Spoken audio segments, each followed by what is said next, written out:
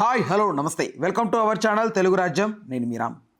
రేవంత్ రెడ్డి గారు మొన్న అసెంబ్లీలో మాట్లాడుతూ చాలా అగ్రెసివ్గా మాట్లాడారు. అయితే మెయిన్గా ఇక్కడ సబ్జెక్ట్ వచ్చి బన్నీ గారికి సంబంధించి ఆయన కావాలనే సంధ్యా థియేటర్కి వచ్చారని ప్రధానంగా ఆయన ఒక 5 ఆరోపణలు అయితే చేశారు. ఒకసారి రఫ్గా చెప్తాను.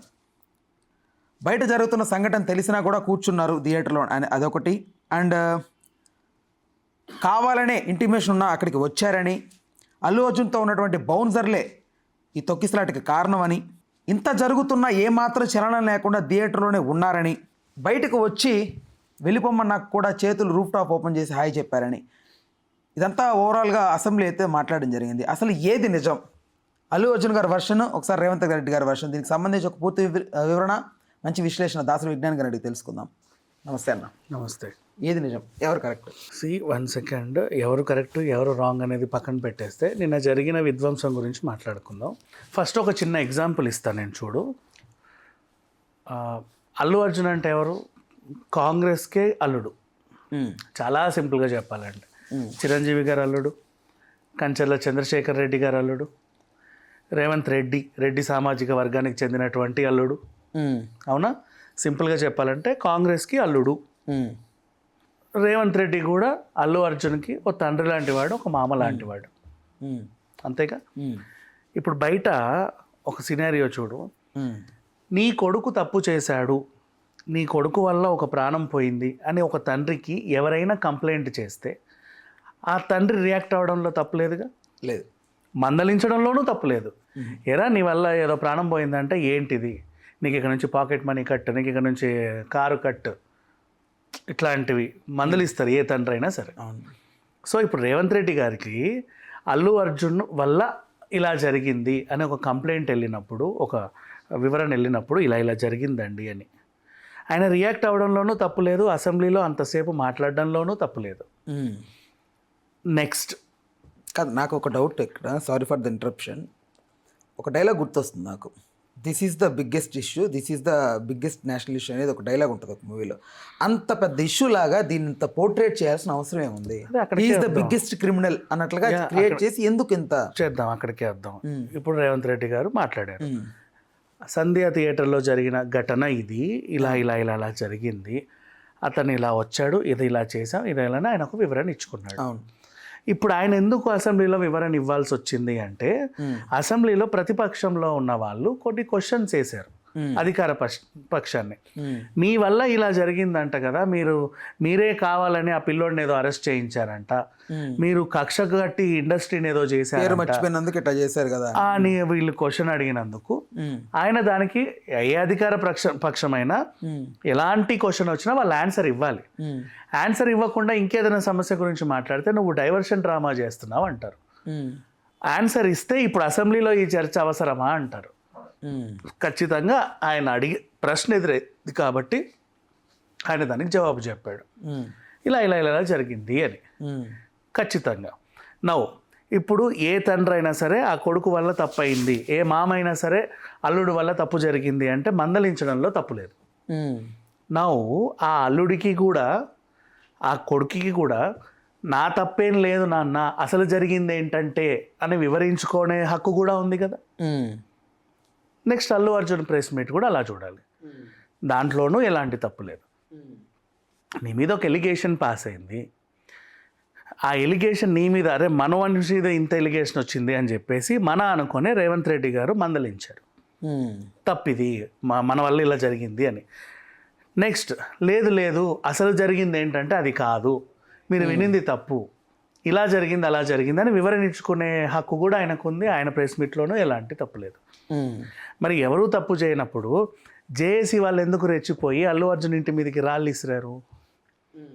తర్వాత ఈ ప్రెస్ మీట్కి ఆ ప్రెస్ మీట్కి కంటిన్యూషన్లో ఇంకో ప్రెస్ మీట్ వచ్చింది, ఏసీపీ గారి ప్రెస్ మీట్. ఆ ఏసీపీ ఎవరు అంటే సస్పెన్షన్లో ఉన్నటువంటి ఏసీపీ.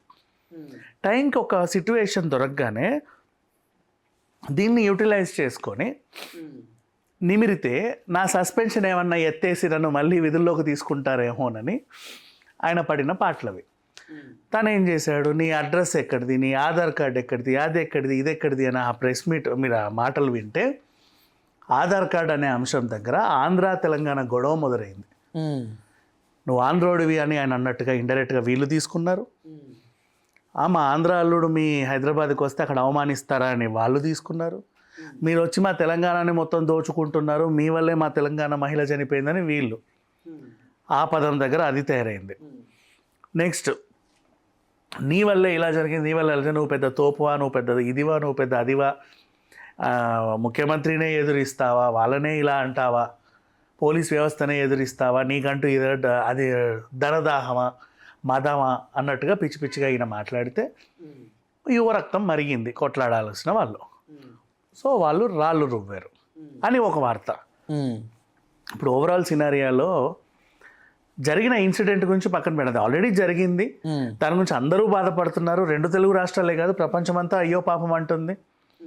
కారణం ఎవరు అనేది పక్కన పెడితే, అంటే తొక్కింది ఎవరు అనేది కూడా ఎవరు ఆలోచించట్లా. సిచ్యువేషన్కి అయితే అందరూ బాధపడుతున్నారు, అల్లు అర్జున్ కూడా బాధపడుతున్నాడు.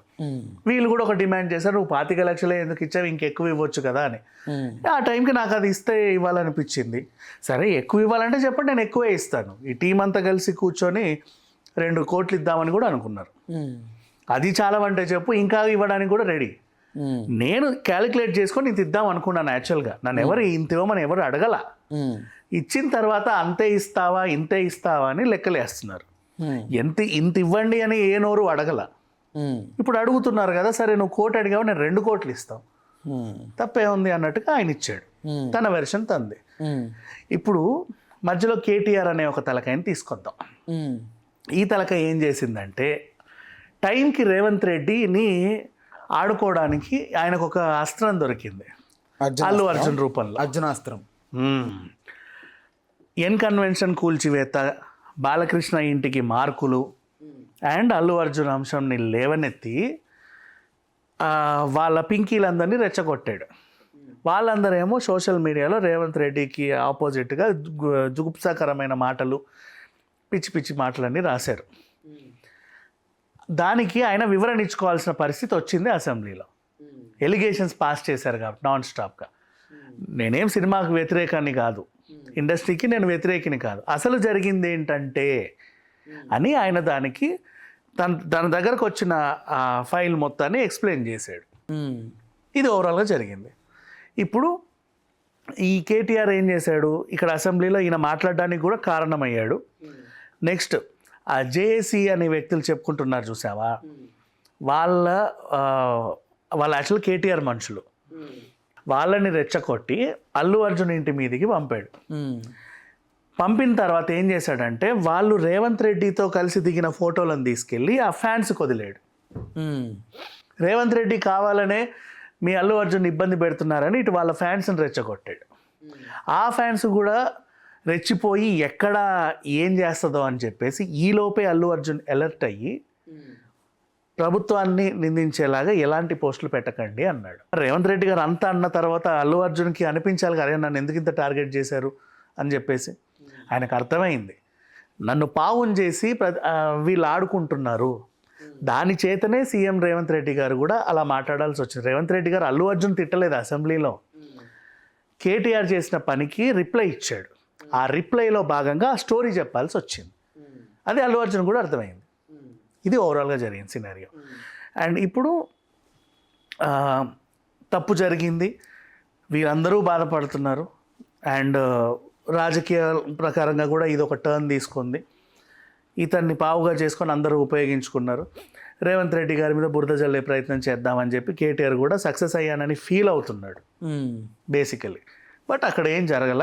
ఓవరాల్గా ఎవ్రీబడి ఆర్ సైలెంట్. బట్ ఈ రాజకీయాల ఈ ఆలోచనల వల్ల ఒక స్టార్ ఇబ్బంది పడుతున్నాడు కదా, బట్ అది కొంచెం ఆలోచిస్తే బాగుండు కదా. అండ్ నెక్స్ట్ కోర్స్ అది ఎవరు ఆలోచించరు, ఎవరైనా సరే వాళ్ళ లబ్ధి కోసమే వాళ్ళు పనిచేస్తూ ఉంటారు. ఇకపోతే ఇప్పుడు అల్లు అర్జున్ ఫ్యాన్స్ అడిగే క్వశ్చన్స్. సరే, ఏసీపీ పెట్టిన ప్రెస్ మీట్కి వాళ్ళు ఓన్ చేసుకొని వాళ్ళు ఇచ్చిన రిప్లై ఏంటంటే, మీరు ఏమంటున్నారు, ఈ టైంకి అల్లు అర్జున్ అక్కడికి వచ్చాడు, సిగ్నల్ వ్యవస్థ ప్రకారంగా మేము తీసుకొచ్చాము ఇది అని ఒక ప్రజెంటేషన్. ఈ టైంకి ఇక్కడికి వచ్చాడు, ఈ టైంకి ఇక్కడికి వచ్చాడు, ఈ టైంకి ఇలా గేటు దాటాడు, అక్కడ గ్రిల్ ఊడి జనాల లోపలికి వచ్చి తొక్కిసలాట జరిగింది, అలా ప్రాణం పోయిందని టైం టు టైం మెన్షన్ చేశారు. ఆ తర్వాత ఇలా ప్రాణం పోయిందని చెప్పినా కూడా ఆయన ఇంకా థియేటర్లోనే ఉన్నాడు. ఇక్కడ రేవతి ఇన్సిడెంట్ జరిగింది, ఆయన ఇలా వెళ్ళమంటే ఇలా వెళ్ళాడు అన్నట్టుగా ఆ ప్రజెంటేషన్ చెప్తుంది నీట్గా రాసేసి. ఇప్పుడు అల్లు అర్జున్ ఫ్యాన్స్ ఏమంటున్నారంటే ఆ ఘటనకు ముందే పోలీసులు అక్కడికి చేరుకున్నారు. మీరు రావద్దండి అని మీరు ఉత్తరం పంపానని మీరు అంటున్నారు. రావద్దండి అని పంపినప్పుడు మీరు గేటు దగ్గర ఆపి అన్నట్టే పంపించాలి, మీరు రావడానికి ఇక్కడ పర్మిషన్ లేదు అని. అదే పోలీస్ వాళ్ళు ఇట్లా పక్కకు జరిగి వెళ్ళండి సార్ అని ఎందుకు లోపలికి పంపించారు అనేది వీళ్ళ క్వశ్చన్. రావద్దు అంటే రావద్దు కదా, పోలీస్ వాళ్ళే చెప్పారు మీరు రాకూడదు అని. ఆ ఇన్సిడెంట్ ముందు నుంచి కంచర్ల చంద్రశేఖర్ రెడ్డి గారి కారు, పాప దిగిన కారు నుంచి పోలీసులు ఉన్నారు, పైన కింద కూడా ఫ్యాన్స్ అటు ఇటు కంట్రోల్ చేస్తూ పోలీసులు ఉన్నారు. ఒక్కసారిగా లోపల దూసుకొచ్చిన తర్వాత మళ్ళీ గేట్ వేసి కూడా చాలామందిని కంట్రోల్ చేసే దగ్గర పోలీసులు ఉన్నారు.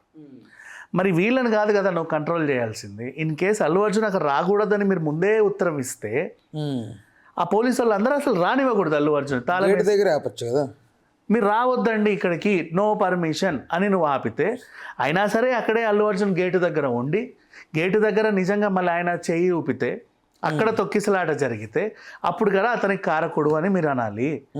మీ అంతటా మీరు అల్లు అర్జున్ లోపలికి పంపారు, మీరందరూ కంట్రోల్ చేస్తుండగానే సిట్యువేషన్ జరిగింది.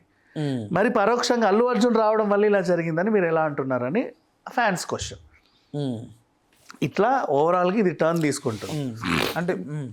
అంటే బౌన్సర్ల వల్ల అల్లు అర్జున్ చుట్టుపక్కల ఉండే ఆ టీం వల్లే జరిగింది ఆ తొక్కిసలాట అంతా అని ఒక ఆరోపణ చేస్తారు. ఆ బౌన్సర్స్ని కూడా పోలీసులు కంట్రోల్ చేస్తున్నారు. పోలీసులను బౌన్సర్లు కంట్రోల్ చేయట్లా, కంప్లీట్ ఆల్రెడీ టెరిటరీకి పోలీసులు వచ్చి ఉన్నారు. మీరు ఎందుకు ఆపలేకపోయారు? అసలు మీరు గేట్కి కేసేసి ఆ సిగ్నల్ దగ్గర నుంచి రిటర్న్ పంపవచ్చు. You are not allowed here, నీకు ఆల్రెడీ ఉత్తరం వచ్చింది చూడండి, మా దగ్గర కూడా ఉంది లెటర్, ఇది కాపీ.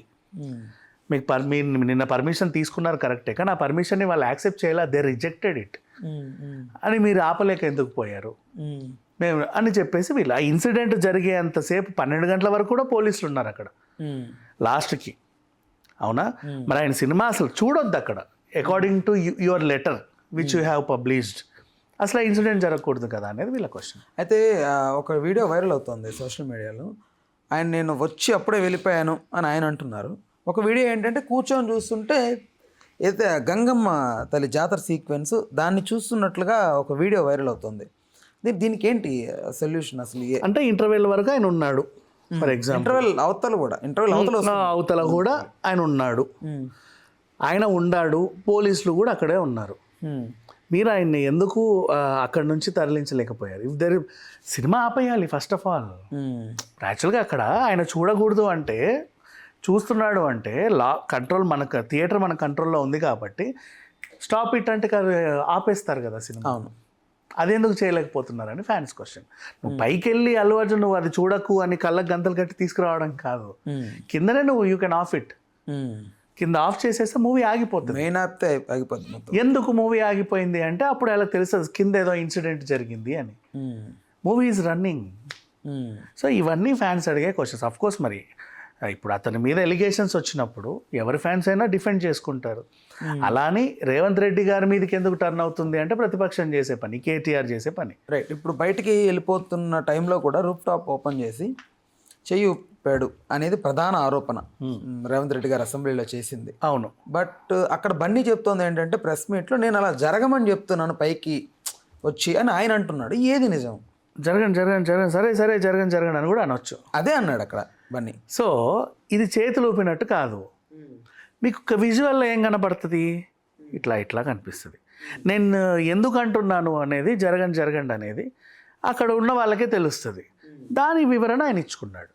ఇప్పుడు రేవంత్ రెడ్డి అనడంలోనూ తప్పులేదు. విజువల్ ప్రకారంగా ఈయన మాట్లాడింది కరెక్టే, సిట్యువేషన్ ప్రకారంగా ఆయన చెప్పుకుంది కరెక్టే. ఈయన అన్నాడు కాబట్టి ఆయన వివరణ ఇచ్చుకున్నాడు కాదు అని. ఇప్పుడు ఏది నిజం ఏది అబద్ధం ఎక్కడ తేలుద్ది? ఈ రెండు కూడా కోర్టులో తేలుతాయి. వీళ్ళు బెయిల్ రద్దు చేసి మళ్ళీ కోర్టులో పెట్టినా వాళ్ళ ఫుటేజ్ వాళ్ళు పెట్టుకుంటారు. ఇదండి జరిగింది, అదండి జరిగింది. ఇప్పుడు రేవంత్ రెడ్డి అన్నంత మాత్రాన అల్లు అర్జున్ నిందితుడైపోడు.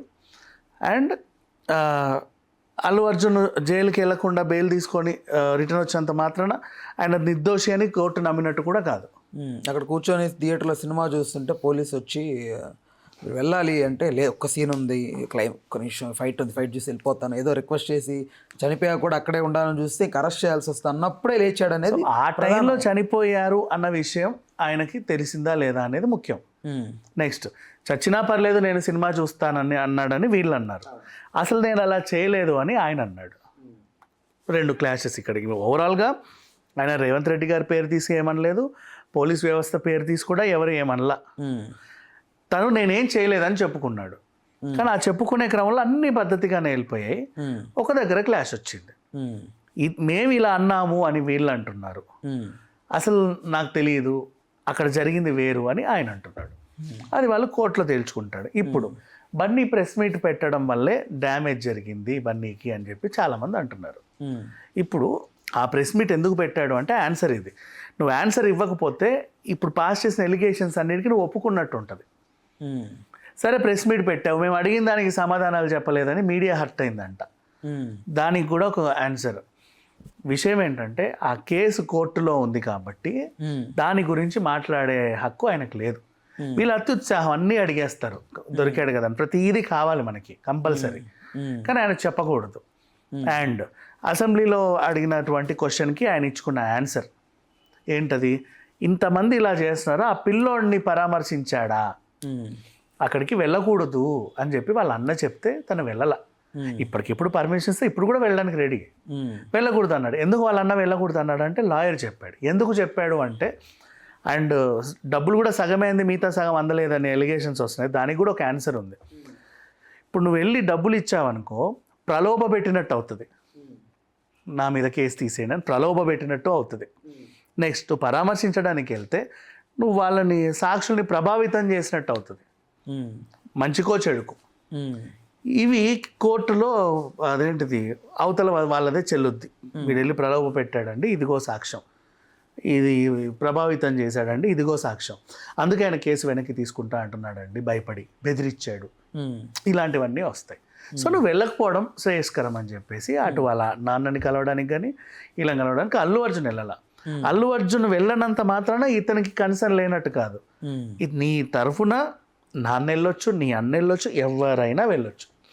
అండ్ హాస్పిటల్ చుట్టూ కవచం లాగా అల్లు అర్జున్ ఫ్యాన్ కూడా ఉంది, ఫ్యాన్స్. ఎందుకు అంటే ఈయన మీద పడక పిల్లోడిని ఎవడన్నా ఏమన్నా చేయొచ్చుగా, అదొకటి కూడా ఉంది. ఇన్ కేస్ చెప్పలేము. ఇప్పుడు అక్కడ అంటే వీళ్ళు నమ్మేది ఏంటంటే అసలు అక్కడ ఇన్సిడెంట్ జరిగింది కారకుడు అంటున్నారు, కానీ ఎవరు తొక్కారు అనేది ఇప్పటివరకు ఎవరు చెప్పట్లా. తొక్కింది ఎవరు అనేది ఆ సీసీటీవీ ఫుటేజ్ తీసి. సో వాంటెడ్లీ మేము మా అల్లు అర్జున్ మీద ఏమైనా ఎలిగేషన్ పాస్ చేశారేమో. ఇప్పుడు ఇంత ఘర్షణ జరిగే టైంలో ఆ పిల్లోని కూడా ఎవరన్నా ఏదైనా చేస్తే మళ్ళీ ఇంకా గొడవలు పెద్దగా అయ్యే ఛాన్స్ ఉంటుంది కదా. అందుకని చెప్పేసి వాళ్ళు హాస్పిటల్ చుట్టూ వాళ్ళ ఇంటి చుట్టూ కవచంలాగా వాళ్ళు కూడా ఉన్నారు. సో అలా కాపాడుకుంటూ వస్తున్నారు. బట్ జరిగేది మాత్రం జరుగుతుంది. ఇప్పుడు బెయిల్ రద్దు చేసి మళ్ళీ తీసుకెళ్తాం అన్నట్టుగా ఇంకో న్యూస్ వినిపిస్తుంది. అండ్ ఇండస్ట్రీ మొత్తం పిల్లోని కలవడానికి ఎవరు వెళ్ళలేరు అన్నదానికి ఆన్సర్ జగపతి బాబు గారు ఒక వీడియో రిలీజ్ చేశారు. లేదండి మేము వెళ్ళాము, కనుక్కున్నాం. నాట్ ఓన్లీ జగపతి బాబు గారు, కొంతమంది కూడా వెళ్ళి వచ్చారు. ఎలా మేము వెళ్తున్నాము అని చెబితే వీళ్ళ వెనకాల మళ్ళీ మీడియా ఎగబడి మళ్ళీ గందరగోళం అవుతుంది హాస్పిటల్లో. అందుకని చెప్పేసి వాళ్ళు చెప్పుకోవాలి ఎవరికి. ఇది జరిగింది. రైట్, ఓకే అన్న, thanks for the time, thanks for information. Please do subscribe to Telugu Rajyam channel. Please do subscribe to Telugu Rajyam channel. Please do subscribe to Telugu Rajyam channel. Hi అండి, నేను మీ ఆర్పీని, నెల్లూరు పెద్దారెడ్డి చేపల పులుసు ఓనర్ని. మీరు తెలుగు రాజ్యం అనే ఈ యూట్యూబ్ ఛానల్ సబ్స్క్రైబ్ చేసుకుని మంచి మంచి వీడియోలతో వస్తారు. Thank you so much. Hi people, I'm Sonakshi Verma and you please watch Telugu Rajyam and please subscribe to the channel.